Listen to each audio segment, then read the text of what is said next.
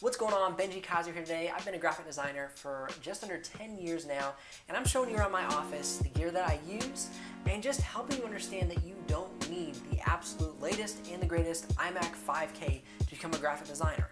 I'm going to show you the specs and the gear that I use, and you can see you can get started as a graphic designer without all the crazy gadgets. So it's coming at you right now. So the gear that I have is well equipped. I'm not saying it's shabby gear, but it's not the shiniest and the brightest and the newest. You can use your gear that you have to be a graphic designer. Now, if you are running on an i3 processor with 2 gigs of RAM and 120 megabyte hard drive, you should probably upgrade. And I do have some videos for that to show you the best laptops for graphic designers, the best desktop computers for graphic designers. You can check all those out in the YouTube cards above or the description below. Today, I want to show you around my office and show you the gear that I'm using and the specs behind it. First and foremost is my tower. I have a Dell Precision T1700. This is not a base model. I've upgraded this with 16 gigs of RAM, a 500 gig solid state hard drive. It has an E5 processor as well as an upgraded graphics processing unit. Now, I do use this computer not only for graphic design but also for some video editing. It does not handle 4K well because it doesn't have the graphics processing unit that does handle 4K, but that's why I picked up my Dell XPS 15 for all my 4K video editing needs. We'll talk about that in a minute. This computer handles well with HD video editing, running multiple programs in the Adobe Suite, and I don't know if you knew this, but Windows actually runs the Adobe Suite faster than Mac. The reason being, Mac is built to run Mac native software or Apple native software, whereas Windows is open and more efficient with third-party softwares like the Adobe Creative Suite. Another thing that I absolutely love and really just can't live without is my standing desk. I started out standing about half the way through the day, but now I stand primarily almost the entire day. Also, another thing you're going to want to have is a backup. I have a 3 terabyte Western Digital hard drive that backs up a lot of my content, the worst thing ever. And as we're going through the content, the question of the day is, what gear do you use as a graphic designer, or what gear are you looking to get? I would love to know that in the comment section below so you can just get more perspective and you can bring value to the community of graphic designers.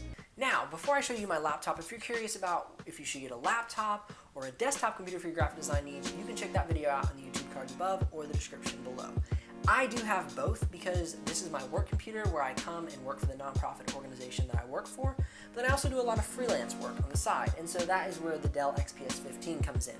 This has 32 gigs of RAM, it has a 500 gig solid state hard drive, an i7 quad-core processor, and a GTX 1050 graphics processing unit. This allows me to edit 4K, allows me to do all my graphic design needs, and is a fairly affordable computer in the grand scheme of high-performance computers. It's not cheap by any stretch of the imagination, but compared to a well-equipped MacBook Pro, this is about $1,000 more affordable than the same MacBook Pro would be equipped. So, pretty cool.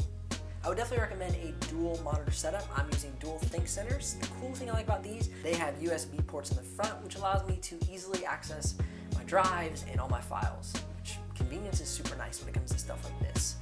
Also love the front of the Precision workstation because it has 4 different USB slots. It has SD card readers, which are super nice for just plugging your card in, getting that video in, or getting the files or images into your computer and rolling.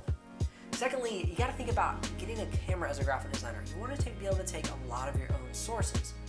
I do have an X-T2 by Fujifilm. I highly recommend this camera. The photos from this camera, color quality is absolutely phenomenal. However, I am filming right now on an X-E1, and the video quality is fantastic. It's a lower end Fujifilm camera, more of a base model. So my point in saying this is use what you have. But if you do need to upgrade, consider not blowing your budget out of the park, but doing some good research. I highly recommend Fuji cameras. You can check out the ones I recommend in the description below.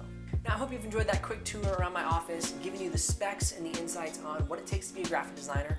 You don't have to go out and get all the latest gear, but you do need to be equipped with certain specs to make sure that your graphic design applications, save times, load times, export times are all not lagging, but making sure you have peak performance.